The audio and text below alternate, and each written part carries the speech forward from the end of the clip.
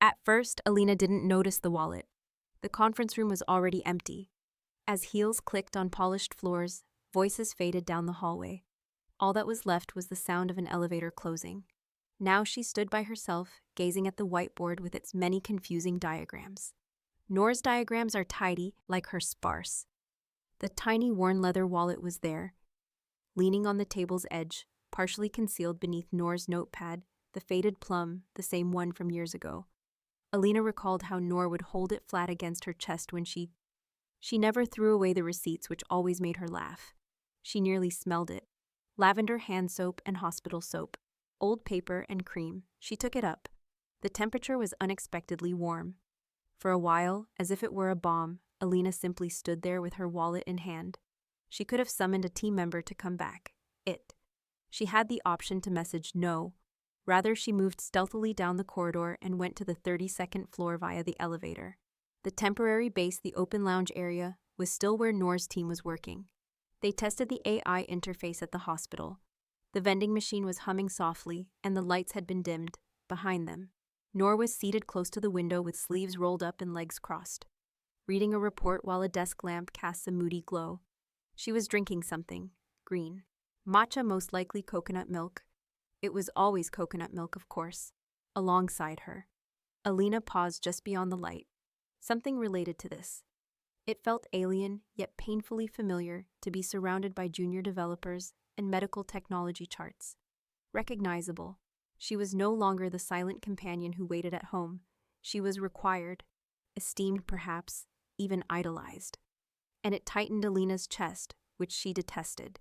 She breathed, moved forward, and put the wallet on the table next to Numbert without raising his head. Only for her face remained unchanged for a moment.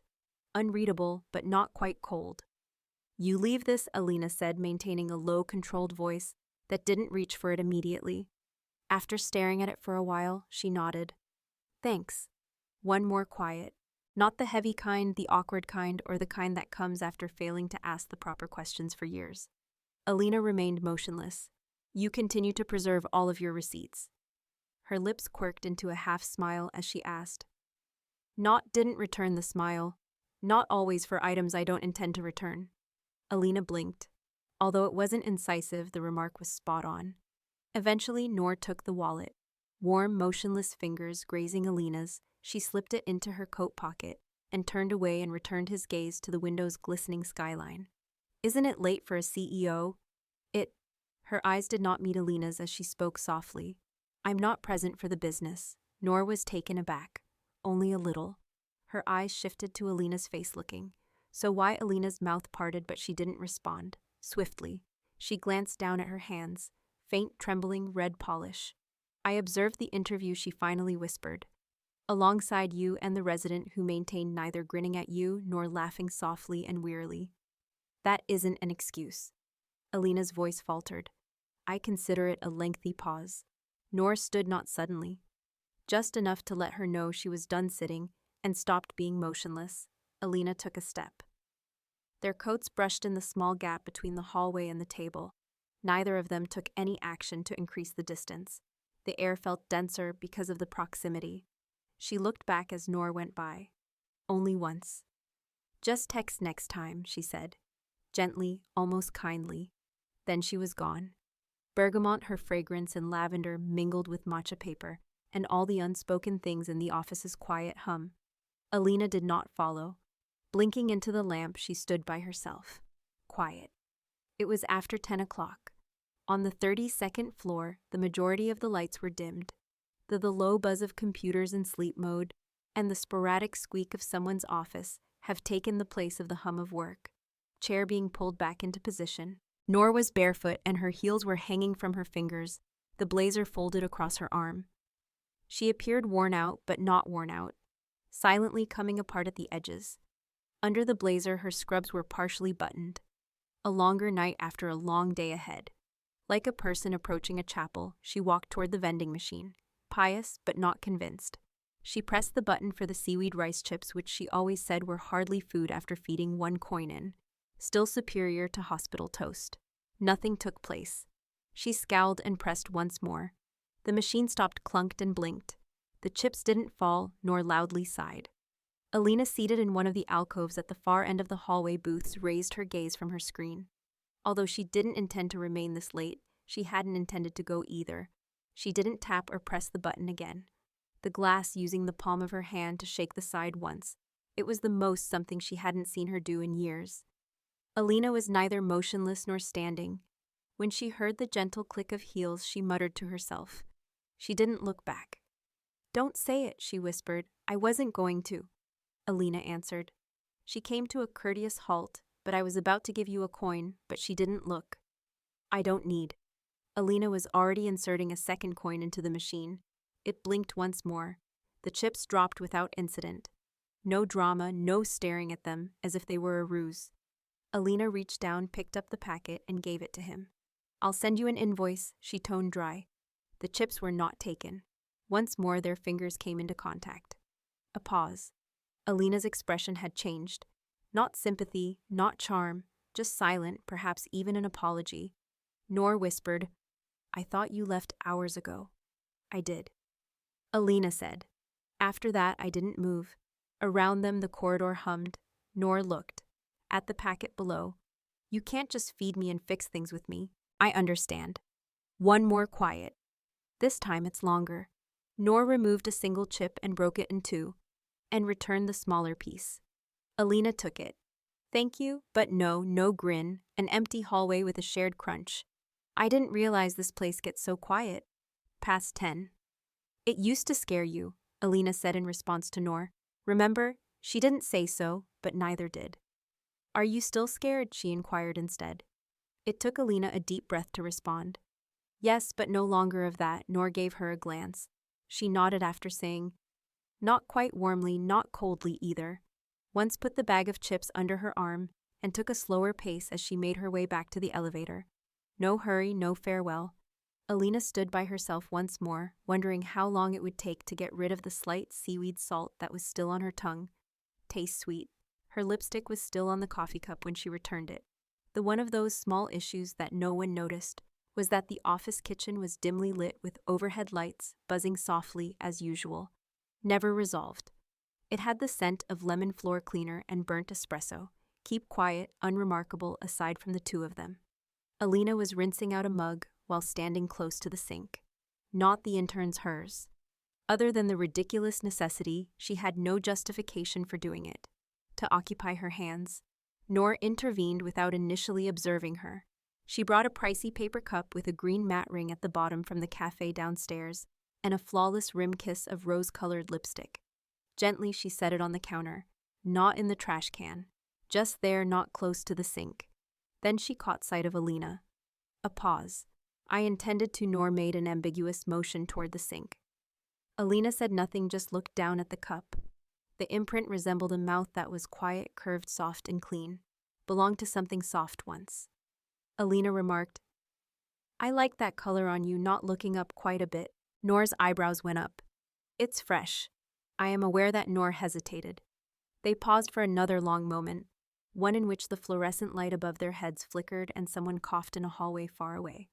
At last, Alina's thumb touched the area just below the lipstick mark as she reached for the cup. She held it as though it meant more than it actually did, and she didn't wash it right away. She said, "You used to wear clear balm. You claimed that wearing lipstick required too much work." For those who failed to look up, Noor folded his arms loosely and leaned against the counter across from him. Now people look up. Alina took a swallow. "I saw." Noor didn't frown, but she also didn't smile. Rather, she gestured to the cup.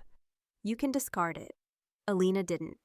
Not immediately. She went to the cabinet, opened it, and put the cup upside down on the top shelf like it was porcelain delicate, or in some way valuable. Noor was observing her with a look Alina when she turned around.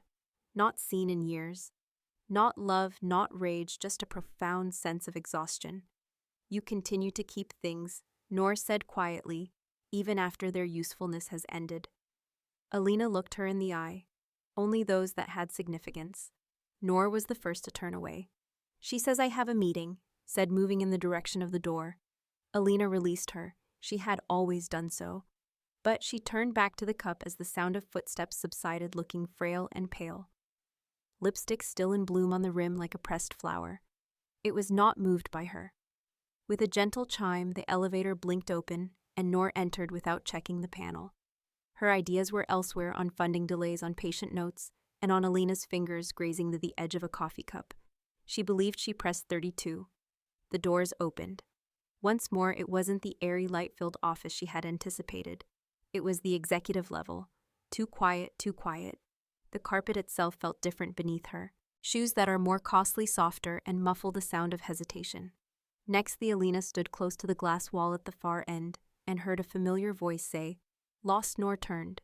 Of the corridor hair loosely pinned back, sleeves rolled, jacket off. She, neither straightened nor undone, in the most deliberate, methodical way. It must have struck the incorrect floor. Alina gave a small smile, or the structure neither returned it, nor wanted to say hello, not entirely out of cruelty due to exhaustion. "I'll leave." Alina, however, took a slow step forward. "You're already present." A pause. Her hand hovered near the elevator, but Noor didn't move. Button as if it were a precipice. Alina turned to look at the office behind her. "I was going over that trauma algorithm that you created. The one with the risk threshold indicators. It is indeed elegant." Noor's shoulders softened, if only slightly. "Millimeter," Alina added. "I was reminded of the time you used to color code our grocery list arranged by shelf. Almost the same thing. I deserved a deep breath for that. Something close to the border, but not quite a laugh." Alina took another step. She simply filled in without touching or leaning in, the room with a calm demeanor. "I wanted to ask you a question," she said. Noor did not respond. Alina wasn't sure if she wanted to hear the question, but regardless, I asked. "Why didn't you tell me when you no longer loved me?" Blinked once, then again. She averted her gaze from the flickering light above the elevator. It was still there. Then very quietly, "I never claimed to have." Alina didn't reply, but her chest began to unravel, a gradual, imperceptible tear in a fabric that she believed had been repaired for a long time. Noor entered the elevator, hit the her floor button. She turned around this time. "I'm not elegant." "As expected," she said, "but I'm grateful." The doors shut behind her serene, unreadable face, and Alina found herself standing by herself, once more hearing the echo of a sentence she hadn't planned for, and a heartbeat that had no idea what to do with it. Once more it was late. Only a skeleton crew was working in the office cleaning. Employees, a couple of interns tapping away at their keyboards, and the quiet of printers, releasing pages that nobody hurried to retrieve. It caught Alina's attention as she was going over the board meeting notes. A cozy scarf in a soft cream color was looped around the rear of one of her office's visitor chairs. Not hers, not any of the interns. The fabric was well known, with delicate gold threads hardly perceptible, in artificial illumination. During meetings, she didn't forget how to do it or pull it around her neck, twisting it as she listened and considered. She got up, walked across the room, and touched it. It was still warm. Alina took it, sat back in her chair, and closed her eyes for a moment. She pressed the wool between her hands.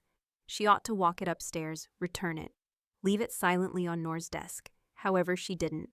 Rather, she folded it, carefully, neatly, and set it beside the plant on the edge of her own desk. Years ago, Noor had given her the plant that had resisted death despite Alina's repeated failure to water it. There was no knock, no warning, just the gentle sound of shoes on when Noor entered. Carpet followed by the door clicking behind her. When she saw it, she stopped. "Oh," she said. "It might be here, I thought." Alina got up. "You ought to have sent a text. I wish to avoid waking you. This is not where I sleep." Noor raised a brow. "You did." "One more quiet." "Too long." Alina extended the scarf.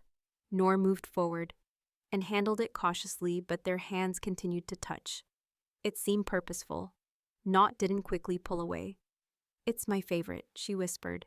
"Well, I understand," too softly almost. Alina nodded. "You bought it. You stated that you would never purchase anything pleasant for you." Eyes somewhere, Noor glanced down at the scarf. "Somewhere else right now." She said, "I wore it the night I moved out." Alina took a deep breath. She hadn't folded the scarf in her hands or realized that. Now, more slowly, "I nearly didn't."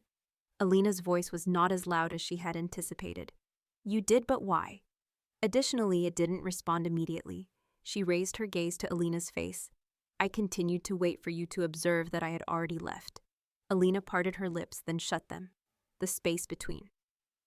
They were heavy, encased in wool memories, and all the things they had kept silent about when it counted. Alina asked. Would you sit? Asked, gesturing to the chair. She hadn't stared at her scarf or left it on. Then gave a gentle shake of her head. She said not yet, and walked away. But Alina saw. She did not take the scarf with her. Once more it was folded neatly on the desk. Precisely Alina left it there. When Noor stepped out of the building, the sky was clear. Late once more after midnight, street lights illuminated the pavement, which glistened in that icy silver that made everything seem more lucid. Once in her pocket, her phone buzzed. She didn't examine it. By the door, a small stand of umbrellas waited. Mostly inexpensive branded ones with bent spokes leftovers from conferences or forgotten by employees who'd long quit. However, one was particularly noticeable. Elegant handle wrapped in matte black leather with her initials subtly engraved at the foundation. She hesitated. Years before, Alina had given it to him. When she first still signed notes to Noor inside packages for, "When I'm not around to take care of you." Noor picked it up and reached out. Even though she knew it still felt warm in her hand, that was not feasible. At the threshold, she paused. It wasn't raining. She took it despite the fact that it was even close. Alina escaped her notice until she was, with her shirt sleeves wrinkled and her blazer off. She was leaning against the driver's side of her car halfway down the sidewalk, carrying a container of noodles for takeout that she had most likely not touched. Through a blur of streetlight, their gazes locked and midnight air. "You're stealing," Alina declared. Noor raised the umbrella. "It has my initials. 2 years have passed since you left it. You held on to it." Alina averted her gaze. "I didn't move closer or toss it out." The umbrella hung between them like an old quarrel. "It's not raining," Alina stated. "I am aware." There they stood. 2 30-something women clad in everything they had not spoken for 10 years, broken only by the hushed sounds of passing cars. Noor was the first to speak. "Why do you still in this place?" Alina nodded toward the container after shrugging. "I hoped you would come. Neither stared nor went hungry. You waited." It wasn't denied by Alina. Not a beat went by, Noor. The umbrella was lowered to her side. "I didn't think you would recall the umbrella." Alina spoke softly. "I recall every emotion you experienced." Secure. Noor averted his gaze, but not hastily. She gave the words time to sink in. "I'm not no longer the same individual." Alina said. "I'm beginning to realize that, and I don't understand how to handle it." There was no awkward silence after that. It was packed. Noor took a step back and turned to go. She stopped while holding the umbrella. "Only for a short time." She said, "You didn't ask if I'm seeing someone." Pivoting. Without hesitation, Alina responded. "I was not interested in hearing." The neither responded nor remained silent. She left the umbrella swaying slightly as Alina watched until she left her side. This time it was raining, not a storm. Just that steady, fine drizzle that made the city blur at its edges and clung to windows like breath. Alina's the office was so quiet that every keystroke echoed more than it should have, and every paper shuffle sounded too loud. Ought to. Absently, she opened the folder. From the top of the pile, the third one. A proposal for a grant. She skimmed the pages. Graphs, projections, appendices.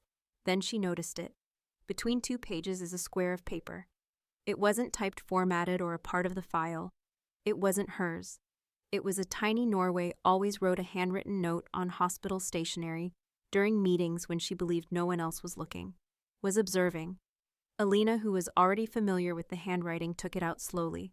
"I don't miss her as much as I had anticipated, but occasionally I wish I could ask her what she hears in the silence. No date, no signature, no justification." Alina reclined in her chair and gazed at the paper for a considerable amount of time. She wasn't the intended recipient. Or perhaps it was. She read it after picking it up again, once more, third, then like something she folded it once, twice gently, delicate, and slipped it into her jacket's inside pocket. After an hour, she texted, "No. You left a note in my folder." The response arrived sooner than anticipated. Alina asked, "Which one?" After pausing, I typed. The silent one. After 3 dots appeared, disappeared, and then resurfaced. Lastly, incorrect folder. Alina gazed at the message. She didn't respond. She got up, went to the window, and peered out at raindrops drip from the gray city lights. The note was still in her pocket behind her, gently pressing against her heartbeat-like ribs. It was one of those unremarkable quiet Sundays, between late nights and deadlines. The rain had ceased. The city had a damp odor, coffee that had been brewed in pavement. Additionally, someone was pulling a suitcase down the street outside her apartment. Pavement. On the table, Alina's phone buzzed.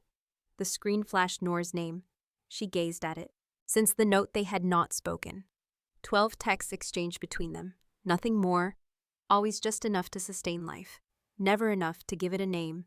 Alina grabbed the phone. She paused her fingers before responding. Then she took it. She didn't speak up. Neither did either.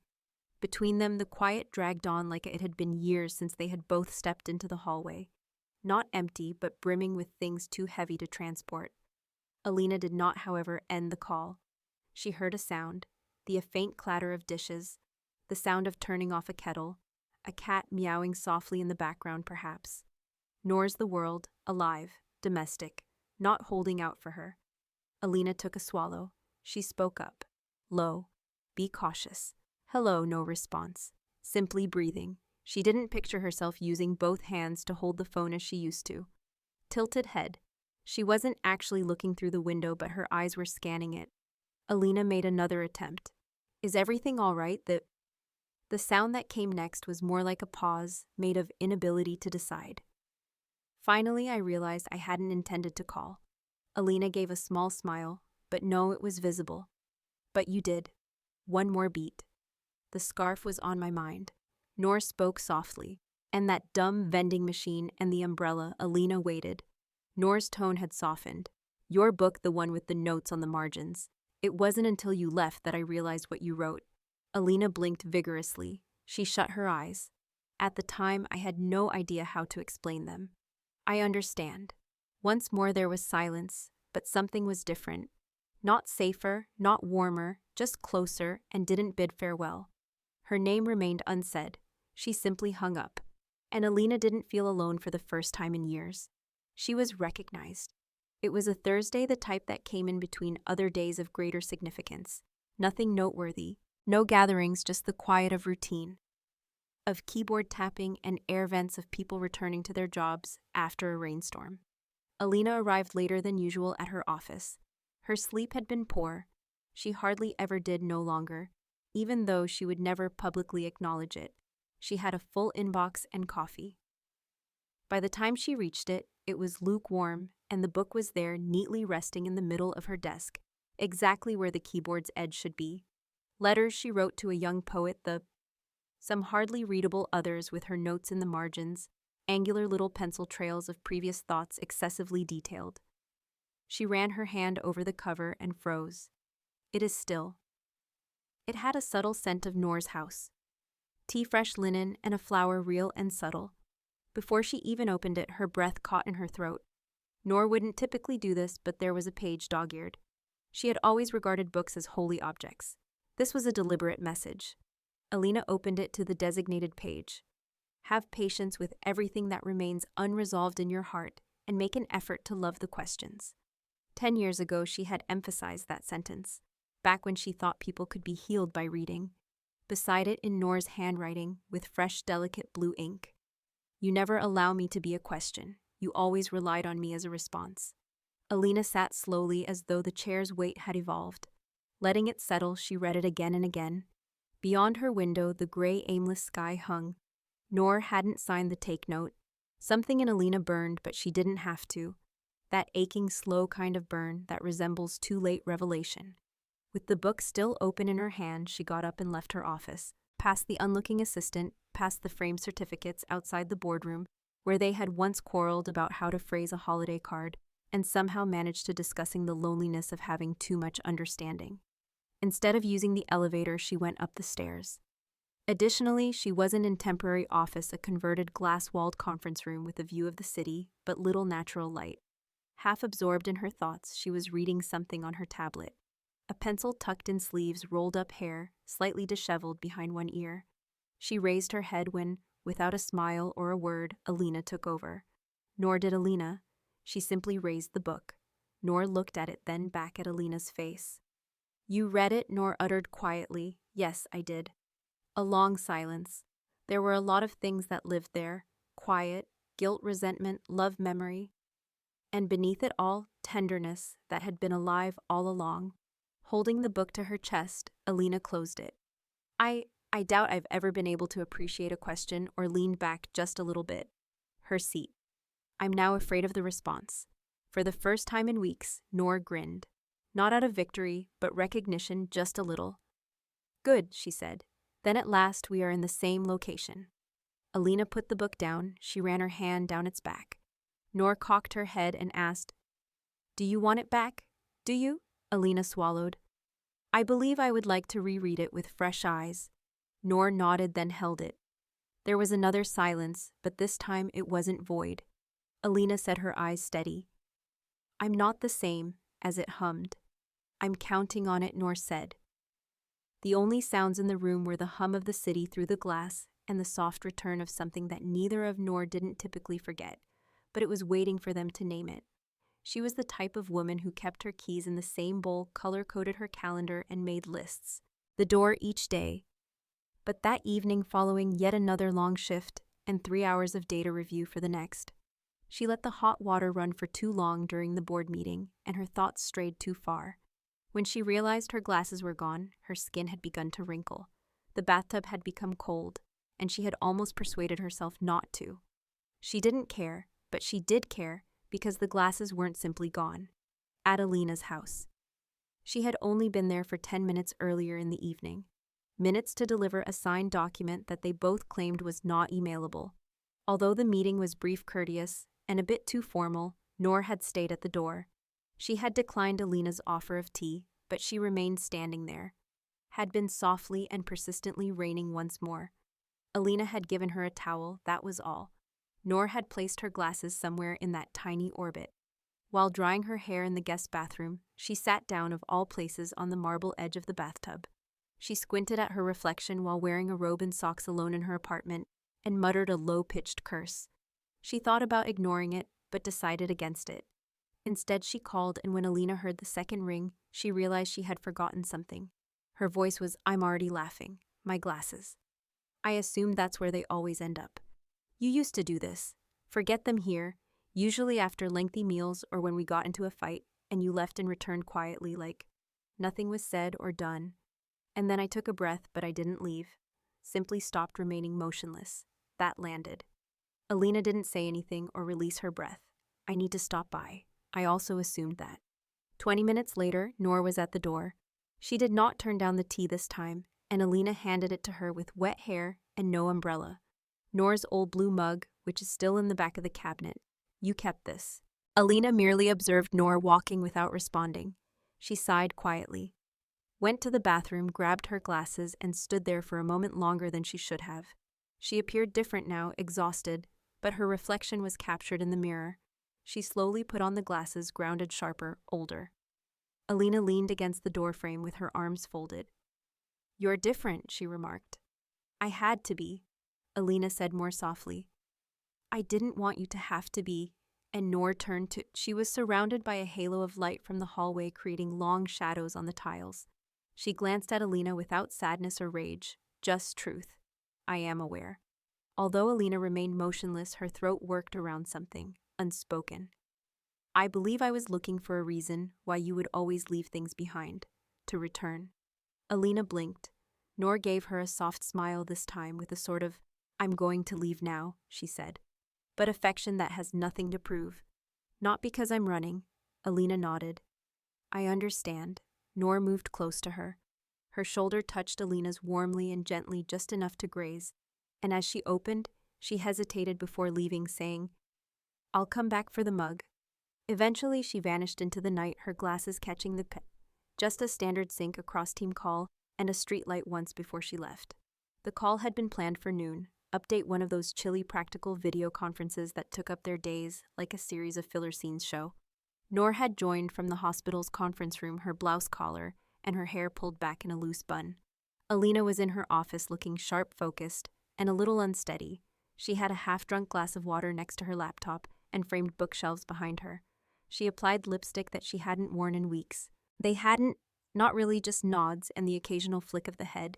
During the call of eyes across the screen, silence interspersed with acronym-heavy slides and project notes, and then nothing froze. Her camera closed in mid-sentence, mid-breath, then black. Off. The tiny rectangle that contained her briefly flashed before vanishing. I blinked, glanced at the others, and saw that Wi-Fi was the only thing that seemed worried. They moved on after someone said she would return, but Alina remained. Let everyone sign off when the call was over. The call window remained there. 5 minutes later, Noor returned, but it was silent, empty, and humming with nothing. Her face. No sound, no justification, didn't say anything, simply gazed at Alina on the screen and let out a breath as if she'd. Alina remained motionless, holding her breath the entire time. "Still here," she said. Gently, Noor briefly closed her eyes before opening them. "I didn't mean to drop."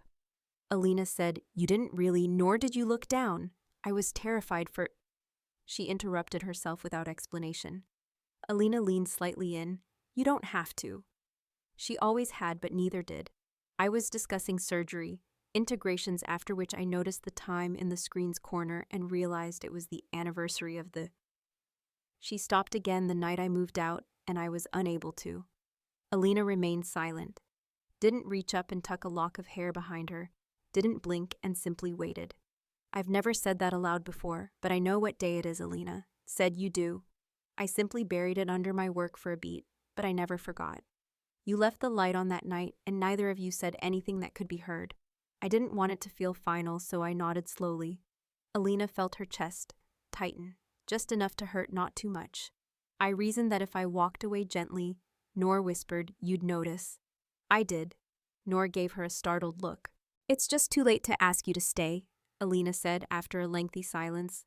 Alina said, "I think I needed you to chase me." Noor's voice cracked just a little. I didn't know how to run, so I leaned back and let the truth weigh heavily between them. After someone who didn't cover her mouth with one and appeared so certain of the door, Alina waited, no pressure, just holding something back, not crying. Presence. Noor muttered after a while, "Why are you still here, Alina?" And at last the response was given without posture or defense. Since I haven't finished listening, the screen remained silent and didn't respond.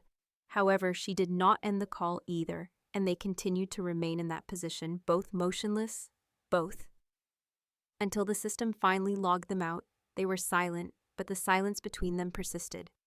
It felt more like something waiting than distance for the first time, to re-establish intimacy. It was almost midnight once more. A gentle breeze blew outside the tower through the deserted street, a warm breeze that only occurs when the city forgets its. The building was closed to the public, and it was supposed to be cold, but Alina had stayed late as usual. The kind of late. She heard the soft clink at her desk where silence begins to sound like memory. Something had struck. Not an alarm, not an accident, gently. The glass just outside her office door. She purposefully stood up, walked over to the door, and slowly opened it. Was empty save for a tiny silver key that lay on the floor. No note, no tag, simply a recognizable flash and a mass that seemed more substantial than metal. Alina stooped. She put it down and picked it up. It was a smooth, worn-out edge that she hadn't held in years. The apartment, their apartment. Prior to the promotions, the board seats, the quiet, and the door that no one had left. They each had only one copy back then, so Alina slowly turned the key in her hand. Noor had never mentioned a single key response or option. She hadn't noticed it since the night Noor departed. It now sat in her hand as a challenge, and she clenched her fist around it, returned to her office, placed it gently on the desk, and gazed at it. Waited for her breathing to calm down, but it didn't, so she texted. "You dropped." Minutes later, Noor answered. "Did I get a key?" Then it might not have been mine, no longer. Alina's fingers lingered on the keyboard before typing. Was it for me or simply a message? She didn't anticipate a response, but the following morning, when Noor was already in the elevator with a coffee when she entered, wearing the same cozy gray scarf she had left months earlier behind. As the elevator doors closed, they stood silently together. Alina didn't mention it, but I didn't know what to do, so I didn't hold up the key. With her eyes on the floor numbers, she said softly, "Do with it." "You returned it." "I handed it over," she said. "If you ever wanted to knock," Alina's Nor looked at her and said, "Will you open the door?" With hardly a breath. She didn't turn away this time. I left it unlocked. The elevator then made a dinging sound. Together they emerged into a hallway that felt different in some way, not because. Because of this, the lights had changed. Additionally, in a drawer and a key was waiting in Alina's office, not as a token, but as a decision that neither of them could make. Wasn't ready to make yet, but it might be soon. Hours had passed since the rain stopped. Was that steady, slow rain that made city lights appear and blurred the world without stopping, smear-like memories across automobile windows and transformed crosswalks into mirrors for those attempting to escape their emotions. She never walked this far from the hospital, and Nor wasn't supposed to be walking. Not alone, not in the rain, not in heels, but something inside her had broken. Following that meeting, her last patient was doing well, and her co-workers were professional. However, the cold, egotistical, and terse message from her ex had left her feeling hollow in a... He had said, "You always did need too much," which she didn't anticipate. Too much time, too much soul, too much kindness. She hadn't responded, didn't want to. She just wanted to get moving, so she did just that. No umbrella, no destination straight ahead, head-down coat and wet hair stuck to her neck unbuttoned. Like a child attempting to gain attention, the wind pulled at her. A black. At a light, a car slowed next to her.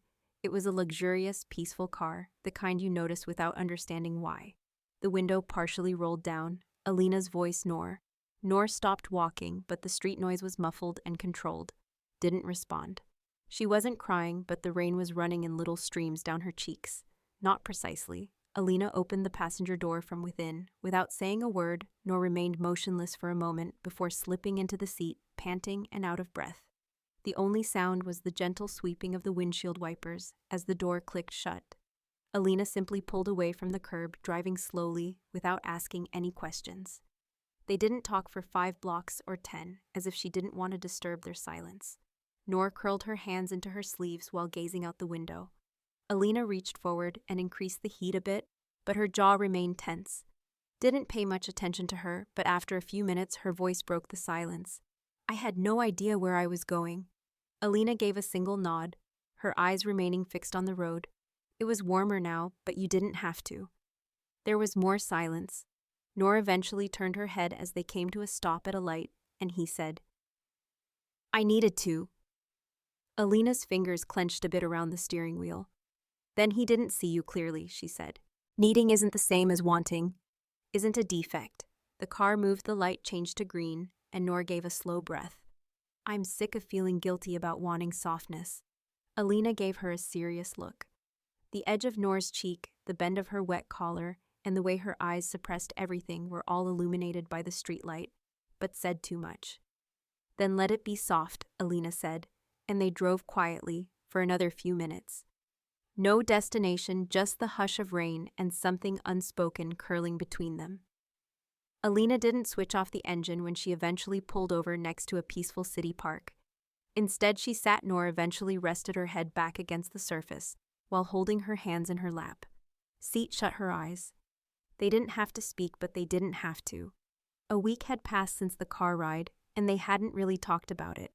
Calls, no texts, only a shift silent but obvious from the way they looked at each other in hallways and boardrooms.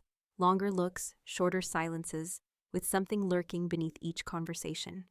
This evening the building was almost deserted. Alina had remained late once more, but this time she had no justification. Time. Despite having finished her work, filed the reports, and made the decisions, she lingered. Her hand repeatedly lingered close to her phone, but she didn't message. She preferred that Nor choose to come rather than being called, and she did somehow. At 9:12 p.m., there was a gentle knock followed by 2 slow taps that sounded like a question. Alina opened the door, and Nor, wearing a cream coat, stood there politely. Her eyes were clear but exhausted, and a scarf was draped loosely around her neck. Alina moved aside as she said, walking. And I assumed she had stopped. Entered without completing the sentence, and the door quietly closed behind them. Click. Through the tall windows, the office was illuminated by dim city lights. Didn't switch on the overhead lights, only the warm, golden desk lamp.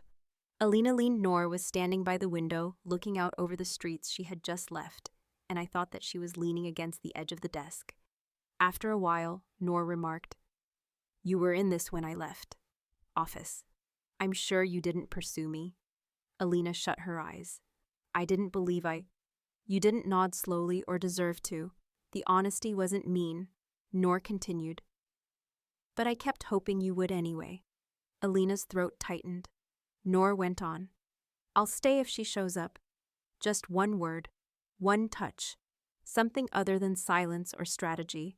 Once Alina moved forward. "I was unsure of how to grab you without. I didn't know how to ask you to try," Noor said. "And I was hurting you again." Next, the once more silence fell between them. A siren blew by outside, a reminder that things continued to move. That time hadn't stopped for neither of them, nor looked out the window. Neither of them breathed for a moment. Next, Noor moved closer, lifting her hands slowly and gently, as though to test gravity. Her fingers trembled a little as she reached for Alina, but stopped abruptly because the air between them was still strong, not out of fear. Too much is left unsaid. Her empty, open hand lingered inches from Alina's. Noor's hand lowered and Alina remained motionless, not in denial, but in moderation. I didn't whisper because I believed I was ready. However, I continued to hear the version of you that failed to arrive. Alina's eyes gleamed as she nodded. I continued to hear the version of myself that remained. With their eyes turned inward, they stood shoulder to shoulder. Their silence was no longer icy. It waited, and they were painfully and quietly learning to endure that waiting without attempting to put an end to it too soon. The atmosphere was one of those sweltering nights in the late summer when even the silent perspires. The city below throbbed with traffic in the distance and lights. However, everything seemed to be motionless inside the office tower. As though the world had shrunk to this one floor, these two women, and all of their unspoken words since the day they split up. Noor had arrived without warning once more. This was not knocked by her. Time simply entered as if the room had been hers forever, as if she had never been there. There had only ever been a pause. Alina took a moment to look up. She was seated on with her legs crossed and a closed file in her lap that hadn't been touched in an hour. She sat on the low couch by the window. Not watched her for a moment. "I've been considering something," she remarked. Alina looked up at last, but her face was unreadable and unguarded. Not open, only bracing, nor did they move slowly across the room and take a seat not next to her, not too close, but not far enough. The armchair across from her. Noor remarked, "I've gone over that year 1,000 times, but not to feel secure." Alina remained silent as she attempted to map it out like a case, like a pattern I missed. Listening. I don't believe that any one thing happened or that broke us layer by layer. The way we stopped completing each. Alina let out a breath, and I thought about how we stopped beginning each other's sentences. I reasoned that you would return when you were ready if I gave you some space. They both grinned faintly and sadly as they departed loudly, and you would eventually follow. She leaned forward with her knees supporting her elbows, and her fingers were, not trying to hide it, she trembled a little. "I dated someone briefly," she stated. Alina gave a single nod. She was considerate and kind, but I continued to hold back, as if I were reserving a piece of myself for something I hadn't properly buried. There was a lengthy. Noor's voice grew softer. "I think I was saving it for you," she said. Sentence landed heavy, gentle, irrevocable rather than floating. Alina's hand curled around the cushion's edge as she blinked once. "No, but I'm not saying I want to pick up where we left off," Noor said, shaking her head. "I want something new, something better, but don't. That place was broken." She swallowed hard first. "I have a question for you." Alina nodded but didn't talk or glance at her. Calm now, clear-eyed. "Do you feel bad about it?" Alina's breath caught. The question that had persisted in the marrow of every coffee cup, every silence was there. Alina stood slowly and made her way to the hallway, avoiding every glance. Window pressed a palm to the cool glass, the city sprawling out in golden shadow below. "I regret not fighting," she said. "I regret believing you were strong enough to stay even when you were in pain. I'm sorry I ever employed silence as a tactic." She turned back, her voice remained steady despite her teary eyes. "However, I don't regret you." Never did, nor did she briefly close her eyes before opening them again. As if gravity had changed, she stood and slowly moved across the room. They were close, the kind where you feel warmth before touching, when they stopped in front of Alina. "I'm still scared," not whispered. A breath spoken is louder than a sentence. Alina nodded, and so did I. There was another pause, and Noor inhaled deeply. "I would like to," Alina said softly. "Look at who we are now, not who we were. Then let's be new." Two women simply stood there without exchanging kisses or holding hands, with too many recollections of one another, eventually starting over without any of them. The city below moved, on, up above, in a space with light quiet and the aroma of lavender from Nora's scarf. Something delicate and actual started breathing once more. It was early, it wasn't a comeback but a start. Morning, a peaceful Saturday that crept in undetected, gentle and unhurried. Outside their apartment window, the city was just starting to expand, with buses rumbling low, and the far Noor was already awake when she heard the clink of recycling bins on sidewalks and sunlight filtering through white curtains like breath.